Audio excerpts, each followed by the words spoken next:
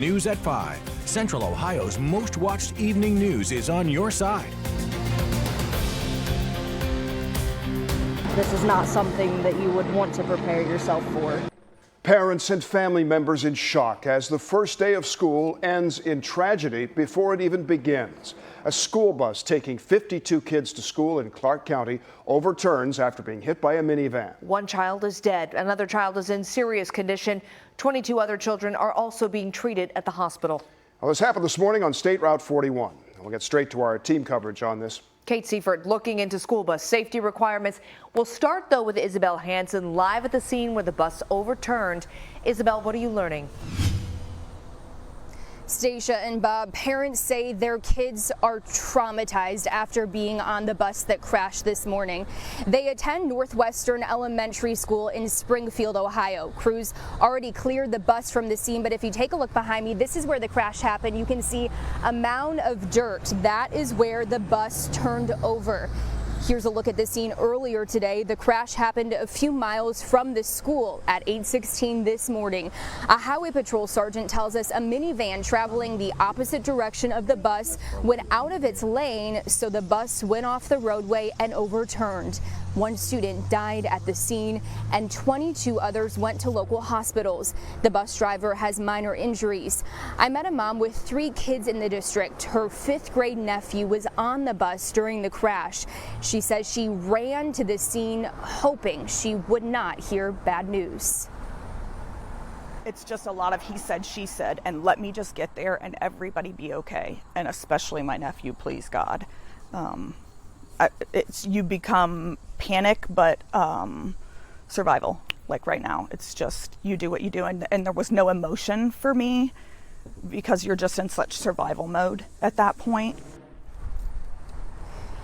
She says police rerouted her to a reunification center, and right when she got there, her nephew got out of an ambulance. She tells me he's physically okay, just a cut on his hand. Officials here in Clark County tell us that school bus did not have seatbelts for the students, so that's leading us to ask questions about school bus safety requirements. Kate Seifert joins us live in Columbus right now. And Kate, most Ohio school buses do not have seatbelts. Yeah, Isabel, you're exactly right. Most buses in Ohio do not. This one we're on right now, though, does. So this is one of those unique buses that does have seatbelts on it. Ohio is not required to have seatbelts right now on their school buses, but the National Transportation Safety Board recommends that all buses nationwide have them. And they're specific about the ones they want school buses to have. So they want them to be just like this one here, ones that will go across your shoulder and then across your lap as well, not just those lap ones that go right over your lap like at the airport. Now, there are 8 states right now that do require seatbelts across the nation, and you can see they're listed. They're lit up in green on your screen. Across the nation, the NTSB says there were over 1,000 deadly bus crashes from 2011 to 2020.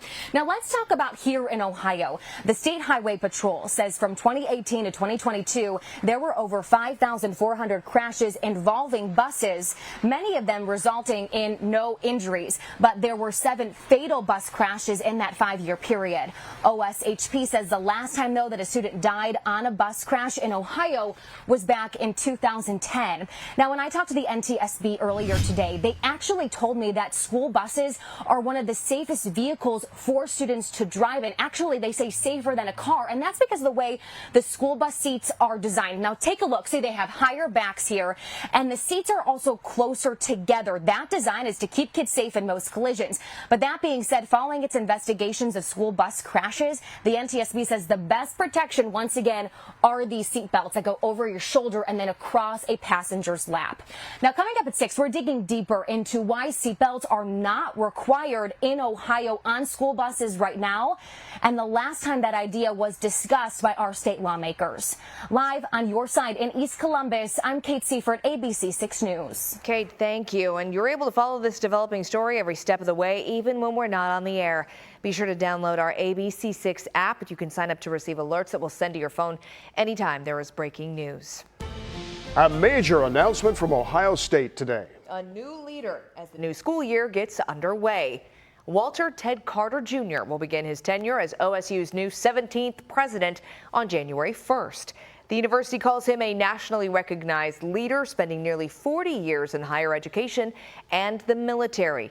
Carter has quite the resume. Sure does. First, we'll give you a quick overview of who he is before we walk you through some of his accomplishments. Walter Ted Carter Jr. currently serves as the president of the University of Nebraska. He's a graduate of the U.S. Naval Academy and the Navy Fighter Weapons School, also known as Top Gun. He also holds educational credentials from the Navy Nuclear Power School, the U.S. Air Force Air War College, the Naval War College, and the Armed Forces Staff College. OSU praising Carter for focusing on greater access and opportunities for students and families as Nebraska's president. He launched the Nebraska Promise, a financial aid program guaranteeing full tuition coverage for low and middle income students. Under his watch, Nebraska continues to be ranked among the world's top 100 institutions and was awarded $92 million to conduct research for the Department of Defense and help launch a major expansion of medical programs. Before Nebraska, Carter led the U.S. Naval Academy as its longest continuously serving superintendent since the Civil War. He is a retired vice admiral with 38 years of service, has logged more than 6,300 flying hours, flew 125 combat missions overseas, including in Iraq and Afghanistan, is a Bronze Star recipient, and holds the national record for carrier-arrested landings with over 2,000 mishap-free landings. Carter is also just one of 110 people to receive the U.S. Naval Academy Distinguished Graduate Award, the highest honor bestowed upon Academy graduates. Others to receive it include former President Jimmy Carter, former Senator John McCain, Apollo astronaut Jim Lovell, and Hall of Fame quarterback Roger Staubach. All of that just scratching the surface of his accomplishments, so you can imagine that there is plenty of fanfare surrounding today's announcement. And Carter took questions shortly after today's news conference. Let's send things over to Stephanie Dupre live on campus for us. Steph, you spoke to him. What did he say?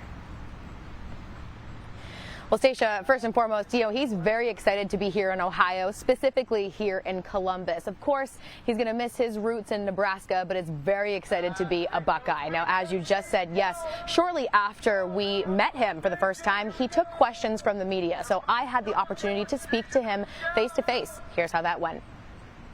I've been out in the field talking to students as they move in, super exciting.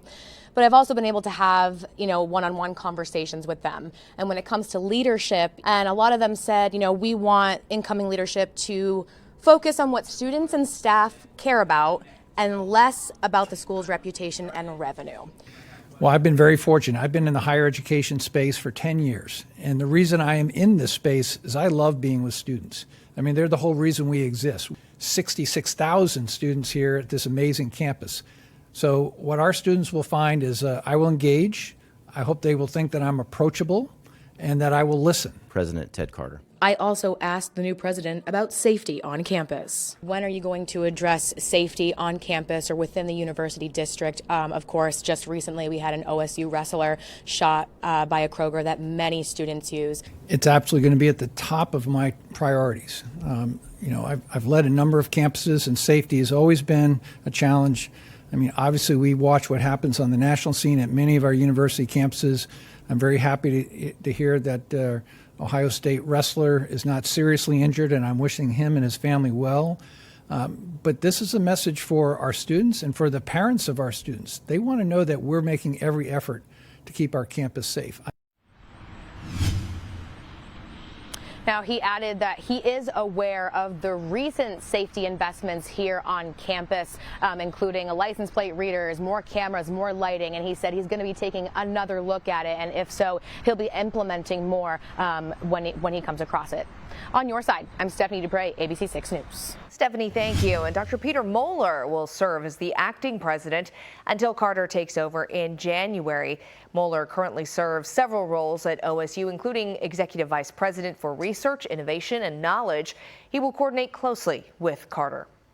Well, let's take a look at the timeline of what it took to get us to this point where a new president is introduced.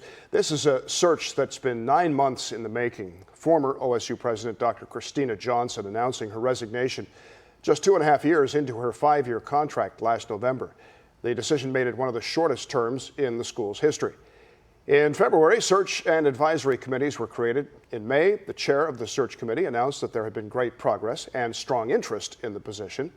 The spring commencement in May was Dr. Johnson's last day on the job. 3 months later, today's announcement that Walter Ted Carter Jr. has been appointed by the Board of Trustees as the 17th president of The Ohio State University. You're able to read more about Carter's background and watch today's announcement on our app and website. Just search for this story on our homepage.